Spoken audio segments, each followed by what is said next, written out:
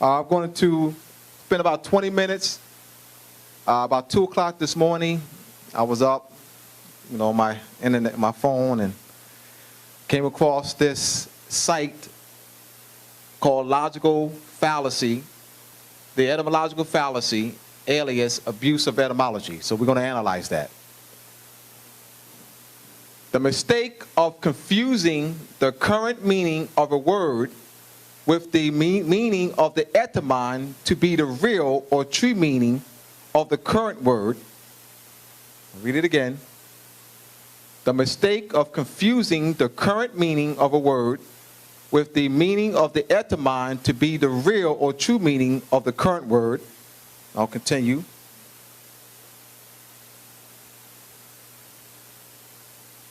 The fact, since the meaning of the words change over time, often considerably, the meaning of a etymon may be very different from the current meaning of a word derived from it. The fact that a word historically derives from an etymon may be interesting, but it cannot tell us the current meaning of a word. For instance, the English word decimate means to destroy a large portion of, but is derived from a Latin word having to do with a tenth of something. See the source below for more on its etymology. Some people who know this insist that decimate therefore means to destroy, exactly 1/10, rather than a large part, and may claim that as its real or true meaning. However, current English is not Latin. Logical. The etymological fallacy as a logical mistake results when one reasons about the etymon as if the conclusion applied to the current word. This is a logical error similar to evocation, which involves confusing two meanings of the same word. But it differs from evocation that the etymological fallacy involves the meaning of two different words through those words are historically connected. All right, let's analyze that. What do you get? What do you get out of this? Taj, do not talk. Selah, do not talk. Taj, do not talk, and Selah, do not talk. All right, what do we? They're calling this.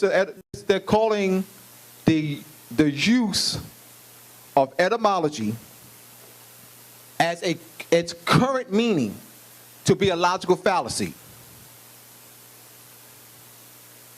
They're saying that the current meaning of the word is the correct meaning, and the etymological meaning is a fallacious meaning.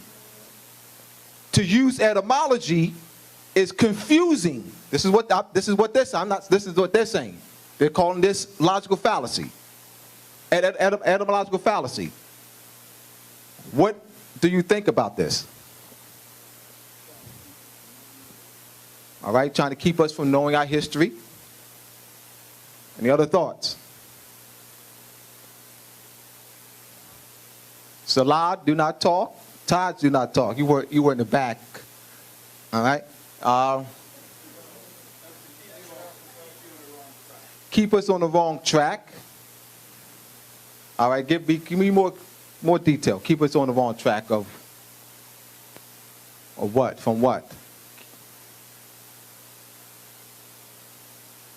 Anyone else?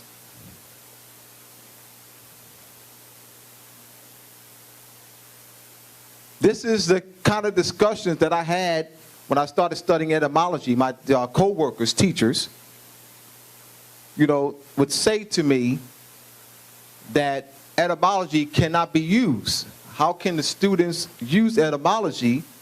They have to know the current meaning of words. Etymology does not give the students the current meaning of words. I'm not saying that. That's what my fellow co-workers who are teachers stated. So the fallacy that they're presenting is that it's confusing to use etymology and present it as its true meaning, and to say that the etymological meaning of the word is its current meaning. Any other thoughts?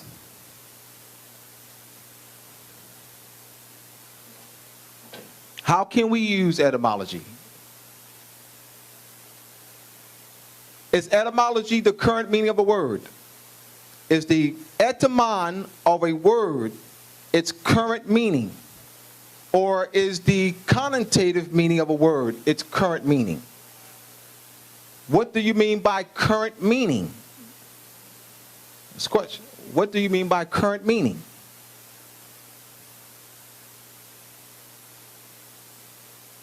Anyone? What they present to us today. Is etymology, is the etymon, the etymological meaning of a word, its current meaning?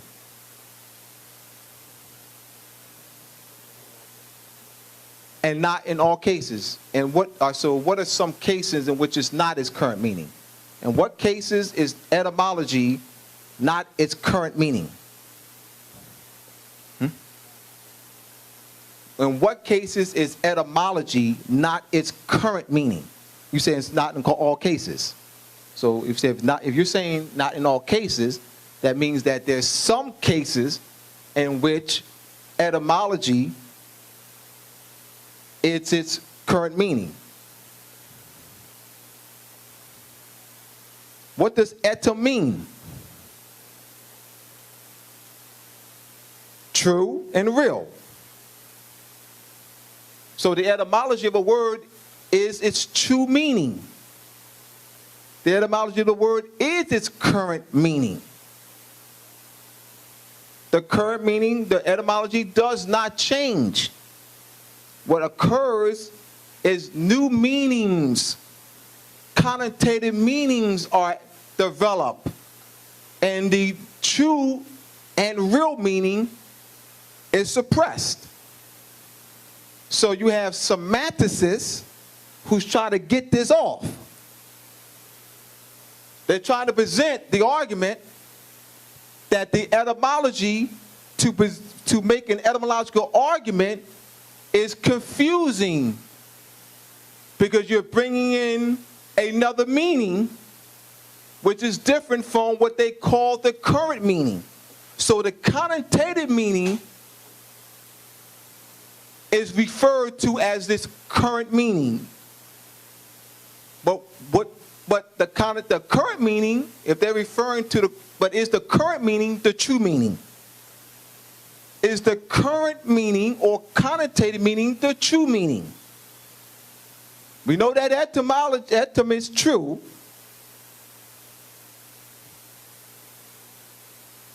What are your thoughts? Based on what I've been teaching, based on what Selah has been teaching you. How do you present a logical, how do you present a counter-argument? What will be your counter-argument to this etymological fallacy? What is a counter-argument? Does someone think of a counter-argument? You can't use etymology. You know, you're dealing with old meanings, man. It's 2014. You know, what are you talking about? You know, you got to deal with what's up today. You got to be current, man. You know, you're dealing with these old meanings. Decimate doesn't mean to destroy 1/10. Decimate means to destroy large numbers. What are you talking about? With that etymology stuff, man. Get out of here with that etymology stuff, man. Man, you will confuse our children. See, Mr. Bey, you're dealing with that etymology stuff, man. See, you're dealing with, man, go back to Temple University with that crap, man. You mean you could confuse our children with that etymology stuff? You mean how they gonna pass the SATs and PSA and GREs, and how they gonna pass that, Mr. Bey? They can't use etymology, Mr. Bey, to pass the GRE and SATs and PSATs. You know what I mean? They can't deal with etymology. So you got to deal with the real meaning of the word, Mr. Bey. You got to deal with current. This is 2014. What's your counter argument? Because that was presented to me. Real. All right? Selah, help us out.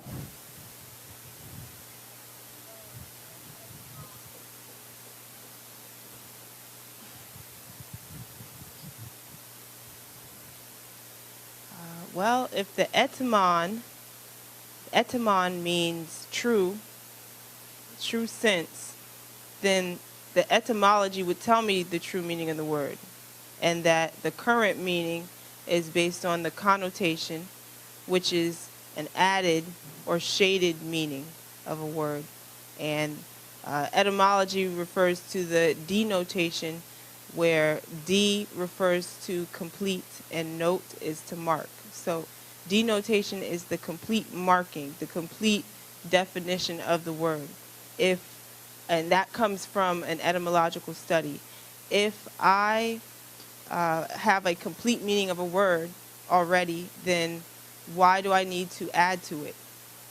If the denotation is the complete meaning, which we get from etymology, which again is the true meaning of a word, then why do I need to add connotative meanings to it unless there's an agenda? So to answer your question, Abdullah, the etymon is the true meaning of the word, so therefore the etymology is the true meaning of the word, regardless of what people think the word means by its current usage, Islam.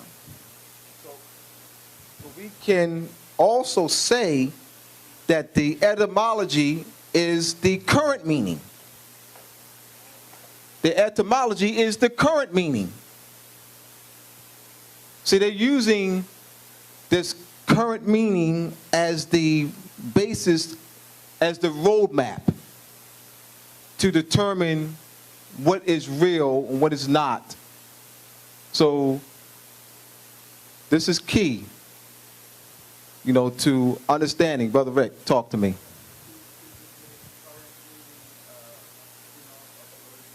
All right. But what I'm saying is that the current meaning is the etymology. The etymology is the old and current meaning. We don't just want to say that etymology is the old meaning as if it's not current, as if the meaning doesn't exist anymore. The etymology is its current meaning. See, they're looking at this, they're using this term current meaning to imply that if it's not current, it can't be used. It can't be applied. But the etymology always is in play. What it has been suppressed. And you can base an argument in etymology because that is the true and real meaning. So we're dealing with truth, right? We're dealing with the truth. Exactly. The definition does not change. What it is that they create connotative meanings and suppress, cover up, layer.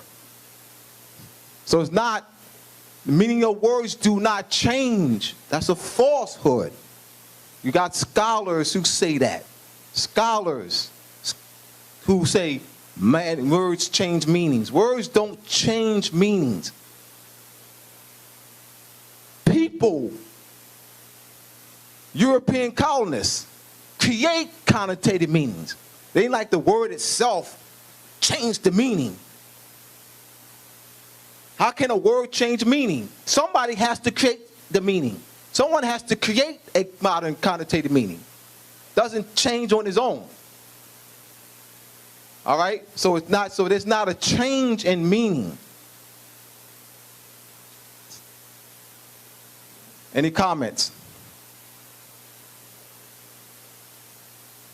Let's get you to look at this. Taj. It's clear that they're continuing the social engineering.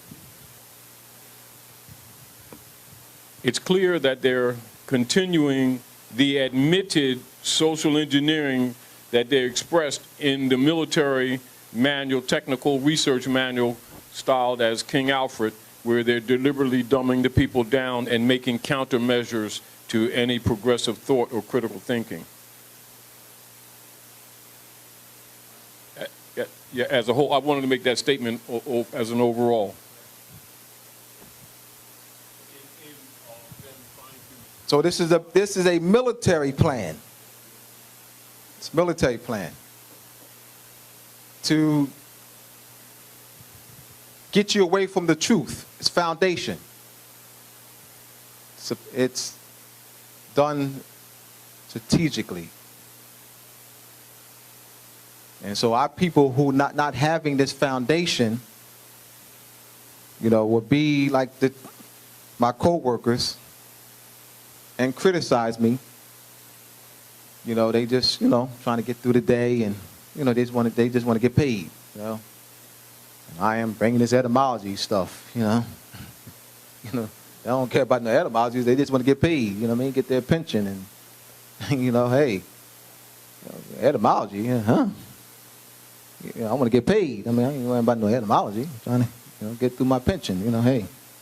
So that's it. So just wanted to, and then also they'll have alias abuse of etymology. So they'll call this abuse of etymology, where you are using the real and true meaning of a word to make your argument. So this is, they call it abuse of etymology. So I just want to, present this to you. Came across this morning. All right, something to analyze and think about. Yes. Don't turn around. If it's feedback. And counter what they stated right there. As soon as someone's in the law, linguistics, they will hold them to the standard, etymological standard of what the words and phrases actually mean. They do. They do. See, they don't want the people to, the key is the European colonists, the occupational government, USA, United States of America, US, not the government, occupational government, is to maintain the occupation. They have to keep us dumbed down. All right, got a statement, question? So is legalese a language based in etymology? Good question. Yes. Absolutely. Legalese is a language based in etymology, because they hold you to the etymon, and you make your argument based on that. All right, so I just wanted to drop that on you. Where's the marker? Oh, here it is. Any other comments? So where did we find the etymology?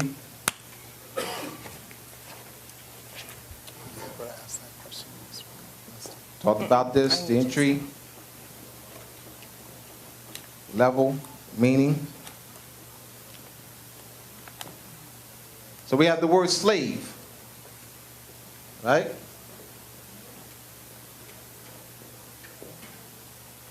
Slave is an Eastern European nationality, all right? Slavic, Eastern European nationality. In here, in the entry level meanings, you'll see the connotations. One who's conquered, oppression. That's connotation. They would call this current meaning. Current meaning. And they would use what they call, quote unquote, current meaning as the basis to determine any other meaning.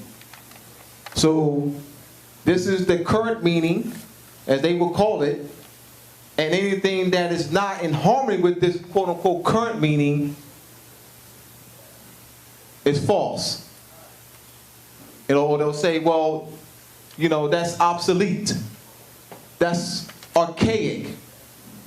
You know, that doesn't apply anymore. See, that meaning of slave doesn't apply anymore.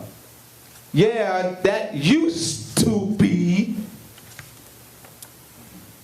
once was the meaning, but we're in 2014 now, so the current meaning is this. They already set you up to maintain the control of your birthright and the occupation of our land.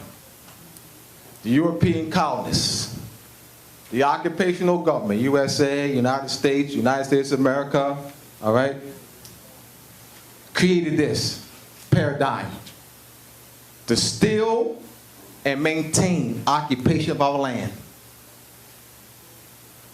So this is why I'm strong on this and won't move from this. And they create connotative word meanings of words to control your mind, control your thinking.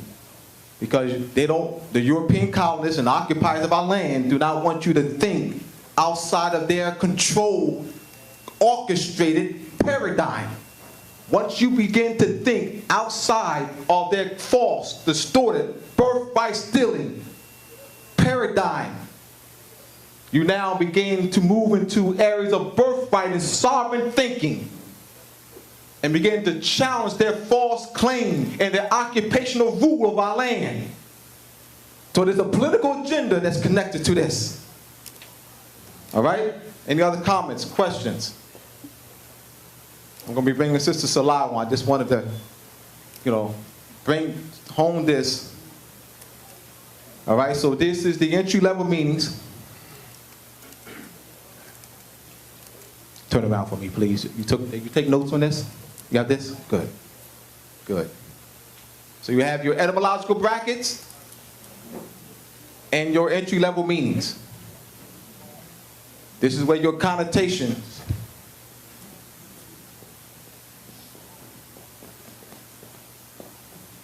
are. Denotation.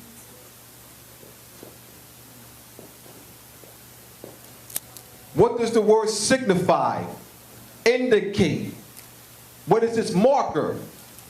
Pointer? What does it refer to? Hebrew is an agricultural-based language. The scholars, as they translate Hebrew into English, they suppress the agricultural-based context of the Hebrew words and apply an abstract system of thinking. When the Greeks did this. When the Greeks translated Hebrew text into Greek, that's called the Septuagint. The Septuagint is the Greek translation of the Hebrew text. And the Greeks use a system of abstract thought to suppress the agricultural nature of the Hebrew language. So now they created these abstract connotative meanings. So now the words that you say, what does it refer to? So someone says a word. I'll ask them, what does it denote, signify? What is its marker? What is its pointer? Chair. Chair. Microphone. Marker. All right? Ceiling fan. That's Hebrew. A word has a marker, signifier, designated. Egyptian, same thing. The Greeks removed that in their translation. So you say, Allah. What does that what does this marker? The Most High. All right, you said you just used another abstract. The Almighty, another abstract. The Everlasting, another abstract. You go on, it's still abstract. What is his marker? What is his marker? The marker for Allah is the moon. Let's go outside. Let's tell you the marker. The marker for the word Allah is the moon. That's the marker. The Greeks were the ones, when they translated, to remove the marker from the word, to suppress the agricultural-based context of the Hebrew language. It's birthright theft, to suppress you. Every word has a marker, indicator, designator, referring point, a pointer. The Greeks, thanks to them, removed the reference point. On that, I'll end. Sister Selah is coming up. Peace. Okay, so today, or this evening rather, I would like to start by briefly talking to you all about a presentation that I recently did at my community college. So last Tuesday, we had a professional development day where the classes did not meet, because the instructors, because the, Back up a little bit. oh, back up, okay. So you don't cause the sound. Good right here? Okay. So, yes, the instructors were presenting to other faculty and staff on various concepts that they deemed important. And so I submitted a proposal, and they chose my proposal. They gave me 2 hours. They gave me 2 hours to present. Okay. So this is what I presented on. The title, I won't go back, but the title was, How Are We Going to Learn All of These Words? And the subtitle was Etymology Across the Content Areas. Because the goal of the presentation was to show that you can study and learn any field through etymology. Okay? And so the slideshow that I have up is, I'll show you a couple of slides from that presentation, not the entire thing. For example, if I'm studying botany, okay, botany is the science of studying different plants, flowers, trees, etc. Okay, so etymology can help me when I am distinguishing the various genus, the family, and the species of a plant.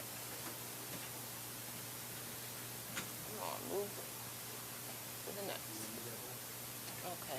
For example, what you see up here is this is taxonomy, which refers to how do I classify something? How do I classify an animal? How do I classify a plant?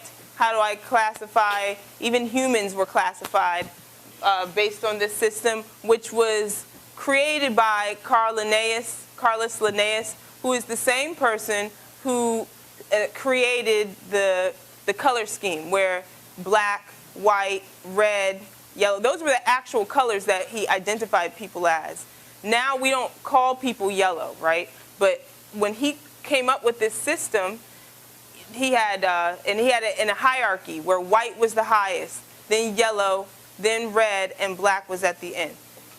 The same person who created that system created this system of how to classify plants and animals, okay?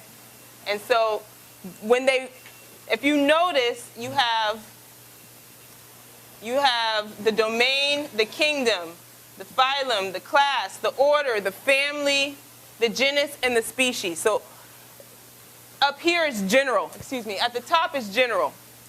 As you go towards the bottom, you get more specific. Thus, the most specific is called the species.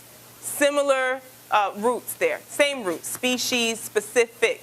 Look at how it's spelled. Meaning we're getting to the most detailed aspect of this particular plant.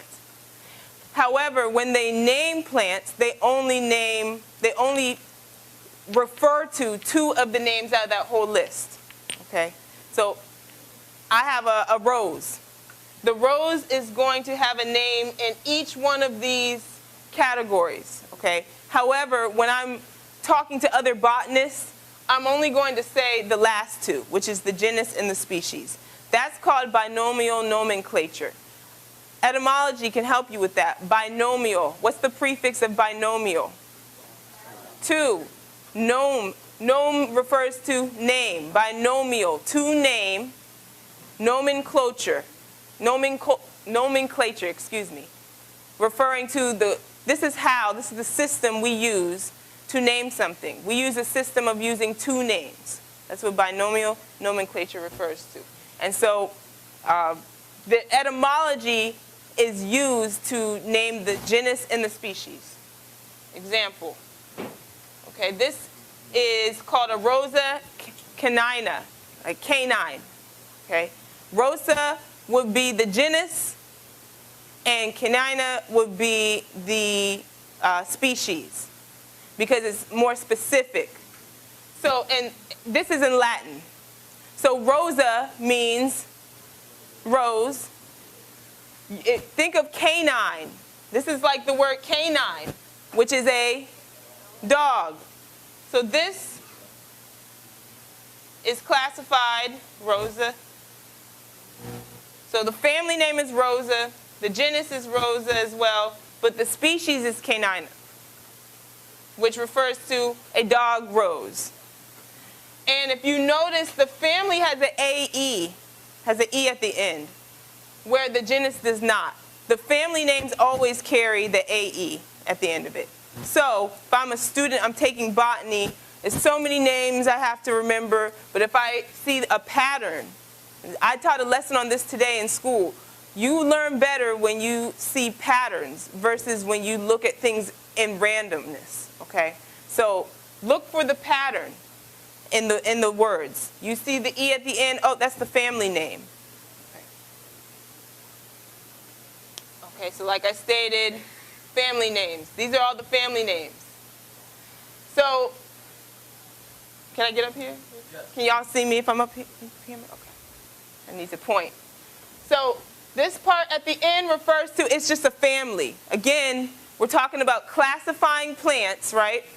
We're classifying plants, and we have a list. It's about 10 different ways to classify the plant. We're only looking at 3, the 3 most specific, which is family, genus, and species. Family, the name of the family, A-C-E-A-E at the end. And then the first part, which will be like your prefix, it tells you information about the family.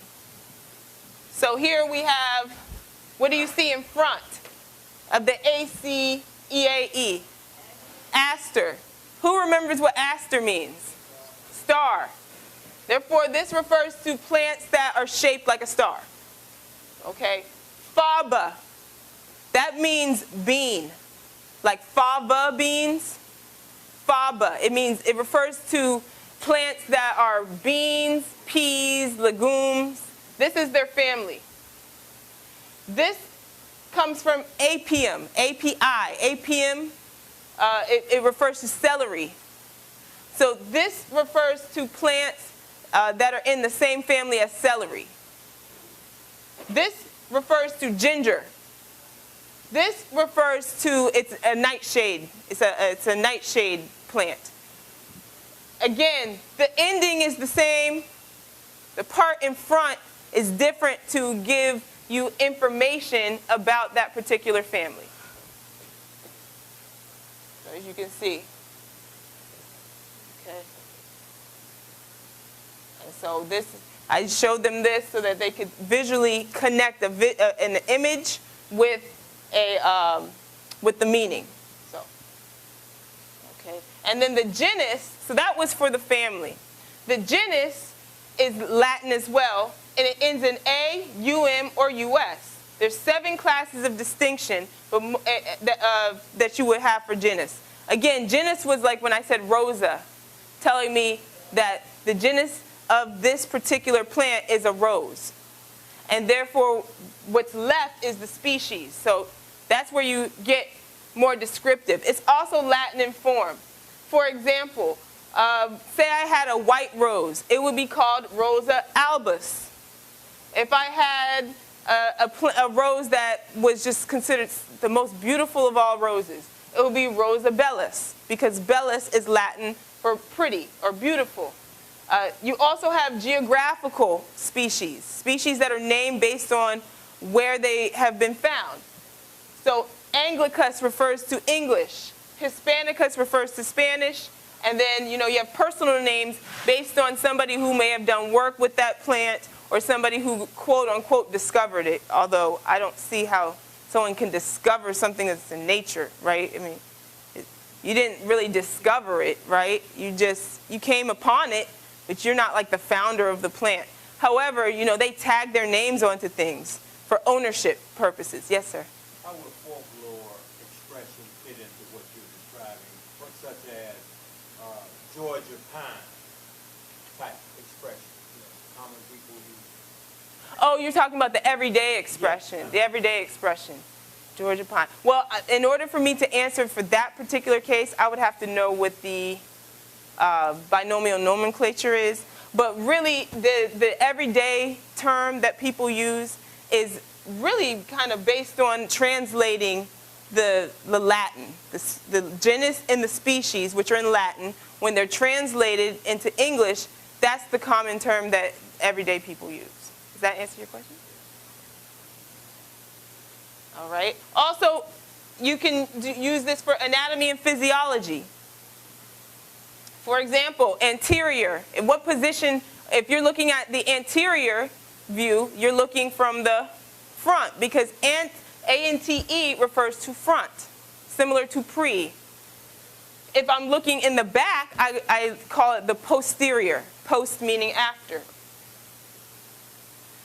Now, anatomical roots. So if you notice, if you see heme, if you see Angie, if you know that you're looking at something regarding blood. So here we have hemorrhoid, has to do with blood. If I have angioplasty, I don't know what it means 100%, but I know it has to do with blood. So now I'm taking an exam. I have so many words to remember, but these keys will help me to identify the meaning of the words on cue, on the spot. And then when you're trained in this manner, when you're in the work, when you're doing the work, you don't have time to look up the meaning of something in a medical dictionary. You have to know it, you know, off the top of your head, and this is a good way to help you remember. Okay, so then brain, like cerebellum, cerebral. If I have hair, tricho, which here we have trichopterus. But what's most important is looking at first the anatomical root meaning. Blood, brain, hair, cartilage, finger, I mean, whatever part of the body you're referring to. Next, if I'm talking about surgical procedures, then I add on, based on what my procedure will be, I might add on plasty. Plasty refers to surgical repair. So angioplasty, that means I'm repairing. Think back to the previous slide. We said, huh? Blood. The blood, correct. So I'm not in medicine, but when I see that word, I'm going to know what it means because I know what plasty means and I know what angio means. And that's how, again, you should be studying the terms. Rhinoplasty. Now, you may not know exactly what rhino means, but think about the animal, rhino. What's so prominent on an animal, on the rhinoceros? Pardon? Nose, right. So therefore, rhinoplasty is what kind of surgery in particular? What are they doing? They're repairing. They're repairing your nose. Okay? Palate. Palate is what you see in front. What's your palate? Mouth. So palatoplasty refers to repairing your mouth. Ectomy. That means I'm removing a part of the body. A cranioectomy is what? Remember what cranial means? Your brain. So cranioectomy, I'm removing a part of the brain. Iridectomy is like iris. What's the iris? The eye. So I'm removing a part of the eye. And hysterectomy. Hyster is actually the uterus. So when you have a hysterectomy, it's removing your uterus. Okay. So again, this is what I presented at Prince George's Community College because my goal was to show the instructors a way to assist their students to be able to learn these terms. Because they're required to do so, why not present it in a way that is easier for them to understand as opposed to just give them a random list of words that they have to memorize, right? Okay, and the last one, I mean, oh, this is a good one too. Itis, you know, everybody knows itis. Everybody has heard that word itis. What does it really mean though? It means inflammation. So gingivitis is the inflammation of your gums. Arthritis is the inflammation of your joints. Chondritis, con refers to cartilage. So it's the inflammation of cartilage. And then if I have algia, that refers to sensitivity to pain. Fibromyalgia, that refers to fibra is the fiber tissue. So it's the tissue is the fibra. The my refers to the muscles. So it's a pain, a sensitivity to pain in your tissues and your muscles. Okay, I've heard this word fibromyalgia. I can't tell you how many times. I just knew it meant someone didn't feel well. Like literally, I just knew people who said they had fibromyalgia. They were always tired. They never really wanted to like be up and moving and out and about. They didn't have energy. Why? Oh, because they have so much pain in their muscles and in their tissues. No wonder, you know, they're so they don't want to really do too much. I wouldn't want to do too much either if I had pain in my muscles and tissue. So that just gives me, once again, a better understanding. Arthralgia, sensitivity to pain in your joints. Cardialgia, cardio, heart. So, excuse me, sensitivity to pain in your heart. And like I said, I did this for various fields. I'm not going to go into all of them today. However, I did it for psychology. Okay. I did it for mathematics, which we've talked about. Like, what is a bisector? Think back. Bi means two. Sect, think of section. What do you do when you section something? Cut. So a bisector cuts something into two. A bisecting angle. That's where we see that in geometry. Bisecting angle. Cuts it into two. Okay, so I did it for math. I did it for political science. This one was very interesting. Very interesting. Crassy refers to rule. So does archy. But crassy is Latin from kratos, and archy is Greek from archos, both meaning to rule. So we know when we see democracy, when we see anarchy, that when we see aristocratic, all that has to do with rule. We look what's before the crassy or before the archy to tell us, okay, what type of rule is this? Oligarchy. Oligos means few. So oligarchy is ruled by few. Anarchy, an referring to no or not. So anarchy is no rule. There's no particular person, entity, group that is ruling. Aristocracy. Aristos means rich. So aristocracy is being ruled by the rich. Democracy, demo means people, being ruled by the people. And the most basic form of democracy is called mob rule. Okay, so. Yeah. Theocracy, monarchy. Okay, so like I said, social science. I did it for economics. I did it for philosophy and religion, etc. But I want to show you one that, so I'm adding to this presentation. So after I made the presentation, I'm adding to it even more fields of study. So let's see. Okay, so this is what I recently added. We're looking at geonyms. When I see NYM, like synonym, antonym, nym refers to name. So this is the naming of, what's geo mean? What do y'all think geo means? Earth, right. Like geology, the study of earth. Geography, writing. Graph is writing or drawing earth. Okay. Geometry, the measurements of the earth. Here we're looking at geonyms. First, the continents. America, that is one that, if there's any continent name that we have talked about, it would be America. And we know that America, same as Morocco, same as Maghrib, which means the extreme west. Maghrib al-Aqsa, the extreme west. So that's what the etymology of the continent entitled America, that's what it refers to. Africa, named by Rome after defeating Carthage in the Punic Wars. Africa. Antarctica, Greek for Antarctic, meaning opposite. Opposite of north, excuse me. Ant meaning opposite, and Arctic meaning north. Like the Arctic, when people think of Arctic, excuse me, they think of far north pole, cold area, right? Okay. Asia, coming from the Phoenician Asu, which means east. Oh, isn't Asia in the east? So the name of each of these continents is exactly what it describes, and what it is what it means. Meaning they didn't give it a name that has nothing to do with the geography of it, is what I'm saying.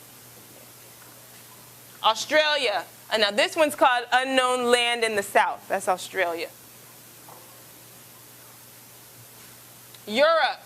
That's another one that we should be familiar with. It's named after a Phoenician, in Greek mythology, it's named after a Phoenician prince, a Phoenician consort of Zeus.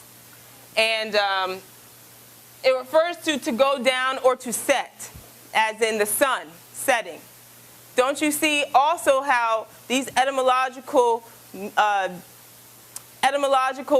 descriptions of the continents can tell you about astronomy as well, meaning astronomy is a prevalent and significant science throughout culture, throughout Indo-European cultures, throughout Asian cultures, because again, to set, they're referring to the sun, right? So there's Asian culture. You can see that in American culture. Astronomy and astrology is a part of everything that we see in culture and in religions, right? And even in the practices that we do, and you see it in the name of the continents. Now, with the countries, you have Sierra Leone, which means Lion Mountain. Dominican Republic, the Republic of Dominic, and Dominic refers to the head. It also refers to Sunday as in Domingo, which is the head day of the week. Therefore, the week starts on Sunday, not on Monday, because that's the moon day. The second, it starts on Sunday. Dominicus also refers to lordly, again, lordly because of being the head, Yes, that's your hand up. Islam, hold on 1 second. Oh. Hold on, Selah. I want to let the brother Baruch come. He wants to say a little something real quick to you guys. Everybody know Baruch? Yes. Okay. Islam.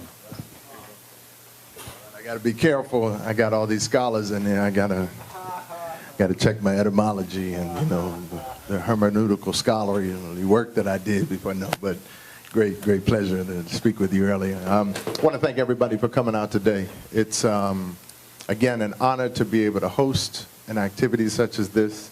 And I can see the thirst and the drive as I'm able to see you all. When you don't know I'm seeing you all, just seeing the room full last week was like really a blessing to know that there's so many of us that have a drive and a hunger and a desire to get information to correct and to improve upon our situation. And, you know, I got to thank Brother Ali, because Ali came back to me after, you all know, when Taj was coming down at first, it was here, and then we moved to another place, and then Ali came back to me and said, you know, hey, would you be willing, and, you know, would you be able to open up your house to allow us to come back in? And I, you know, Everlasting Life and this whole vision was to provide a viable food source to a community that's disserved and underserved. And if you only look at food as what you chew, as opposed to what you digest and consume, you miss it, because that's what it is that we're getting tonight. You're getting that food that you wouldn't get otherwise, and that viable food that will cause us and allow us to many times change our circumstances, empower us, and improve our situation as a community of people. So, you know, I'm really honored to be able to host this, and I'm also responsible, and I want to share my responsibility in that I want us to know that, you know, the relationship that I have with Brother Ali and how this all comes into being and how this is really going to work is when you all recognize that, okay, let me help the brother out. Let me support his business as he's doing something that maybe I just thought it was a restaurant, because I'm not a restaurateur. I didn't go to Wharton School of Restaurant Management in order to figure out how to run a management. I realized that in our community, food is where we are being attacked. Nutrition is where we're being attacked. Health is where we're being attacked. And I said, I'm going to leave corporate America making $250,000 a year as a corporate engineer. I jumped out of that and I said, our people got to eat. Our people got to eat healthy food. So I want you all to understand the responsibility that I took on, and I need your support in that decision. As you all got to know, some of you all know how to eat. Some of y'all know to eat healthy, and you know where we're coming from with the food here. It's there's a challenge that I have for those of us who are really strong, stomp down nationalists. You're really tough and you mean, and you could kick my behind right now because you're just that tough. You studied all the stuff that you need to study, but then you eat the food of your enemy. And how does that translate in your mind? Is it just because it tastes so good? Is it because it's so inexpensive? Is it because it's so readily available to you in your neighborhood? And if we don't support the institutions that support us, then what we'll end up having to do is go to the Mormons' Marriott and do our work inside of an institution that I'm sure there are times that we've run over, and this is our house. So let's show your support. I appreciate it if you do. I'm not able to come here and talk to you all every week, but if you would show your support, it makes it easier for us, to continue this. So when Brother Ali says, like he's told me just tonight, he wants to take another night on so that we could do this and expand the conversation and give our people an opportunity to hear again information that they're not hearing anyplace else, and confabbing with people that they might not otherwise be connecting with otherwise. So show your support. And this isn't about beating you over the head. I'm just asking, and I'm asking because it's that kind of hour. Asking because it's that kind of hour. I could use your support. So I want to thank you. I want to thank the brother and the sister, and brother and all those who are speaking and all those in the audience. Brother Ali, for putting this together and having a vision to make it happen. Because I know it ain't easy. This ain't easy. It's not easy for, folks to travel from wherever they travel from, so show respect and honor and support them. And let's continue to build, and prayerfully, you'll hear about the new restaurants that we're opening up in the area, and you'll see the continued expansion as we look to expand on, again, not just the food that we consume and chew, but the nourishment that we get through our ears and our eyes and all the other ways that we get it. Thank you all very much.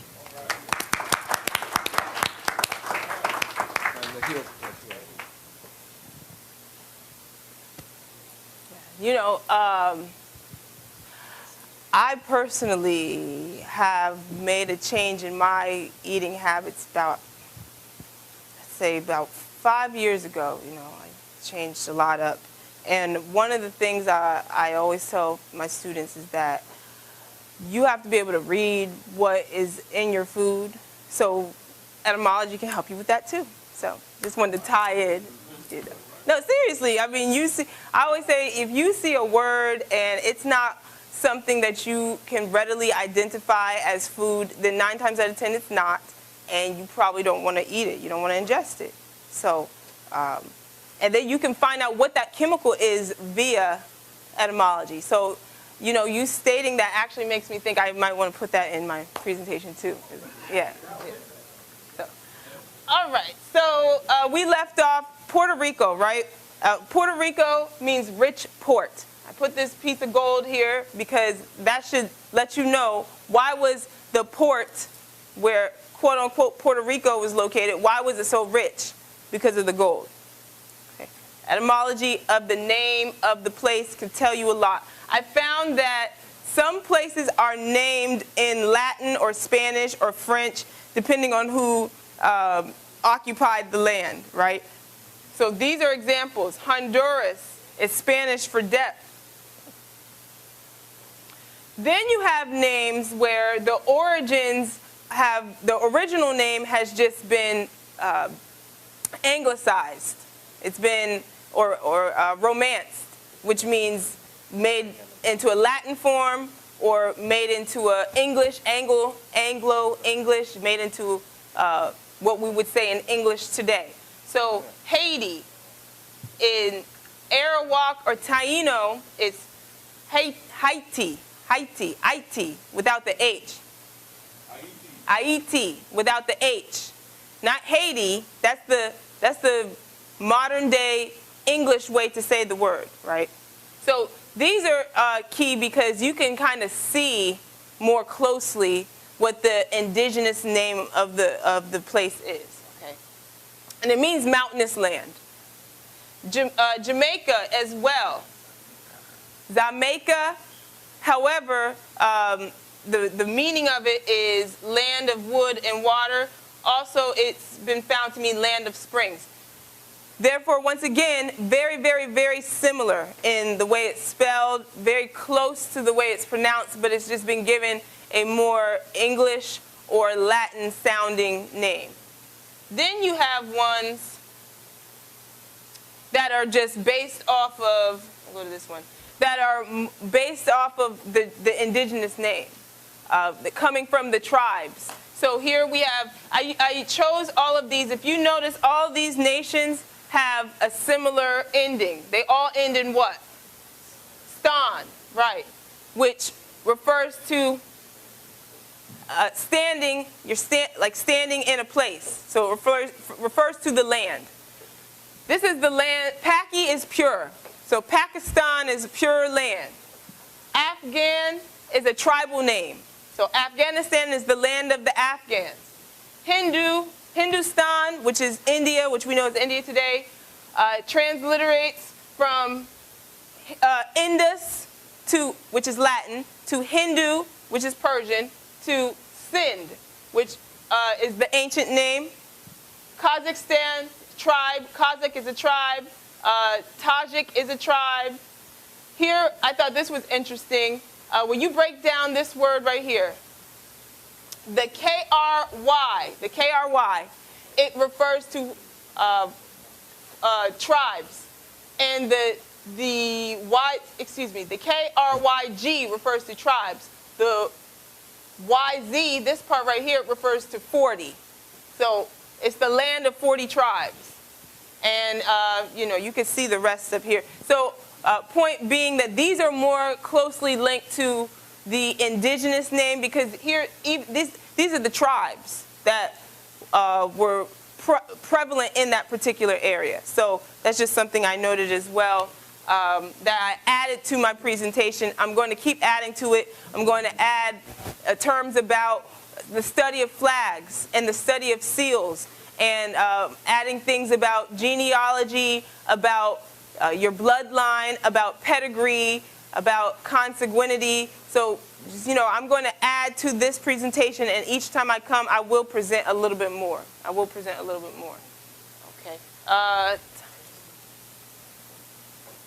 Where did he go?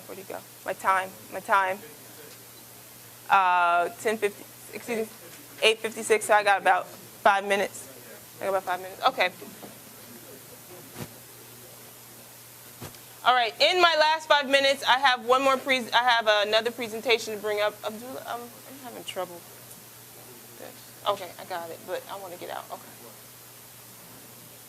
Last one. Okay, this is picking up from dictionary, and then we're all looking them up together. So we're studying together. It's not just we're not just printing, but we are workshopping. This is class, right? So let's see. Does anybody, and remember, where do you find the Indo-European root of the word? It's what? Etymological brackets. That's right. So has anybody found theirs yet? Yes. What is your root?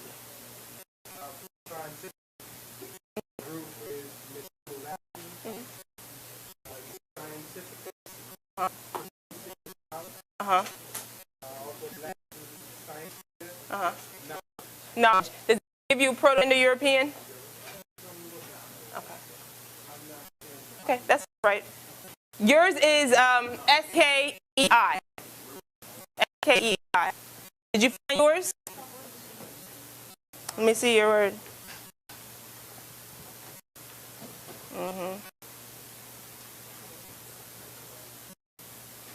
Okay.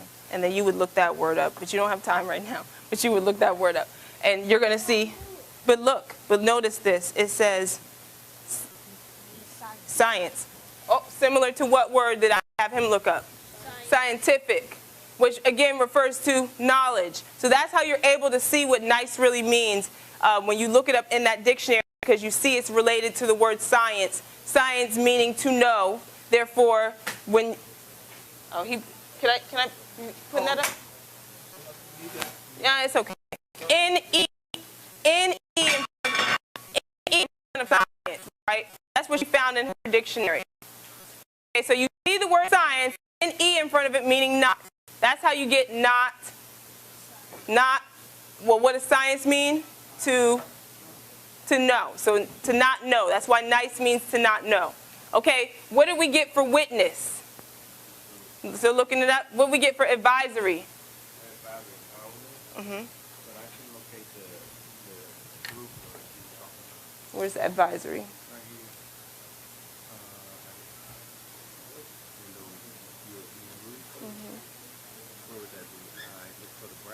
Mm-hmm. What you would want to do, okay, let me state this for everybody.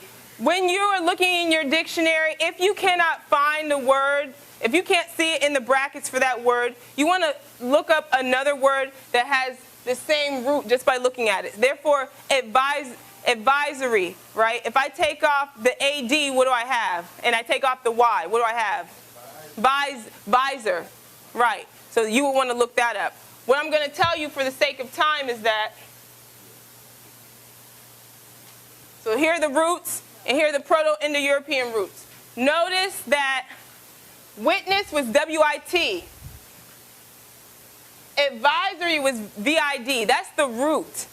Then I take it further back to its Indo-European root, because these are roots in different languages, in Greek, in Latin, but we want to trace it back to its mother, which is Indo-European, which is W-E-I-D, which means to look or to see. That's why vid and wit both mean to look or to see, because they have the same Indo-European root. I didn't have y'all look this one up, but look at the word affidavit. Root is fid, and then look at fealty. The root F-E-A. Both of them have been transliterated from this root B-H-E-I-D-H, which means, okay. So you want to get your words down to here. Now, again, my goal today was to actually show you how the spelling changes, because there are different methods of changing the way that a car is spelled. For example, I have E-I-D and W-I-T. What has changed? The W has changed, the B and the W has changed, the D and the T has changed. And there are two forms of consonant change that we use to classify the types. One is called permutation, which is changing the spelling of a cognate through a classification system. And then you have transmutation, which is changing across a classification system. Abdullah actually has this on his website. This is how you classify consonants. All right. I don't know if you can tell. This is labials, that's your lips.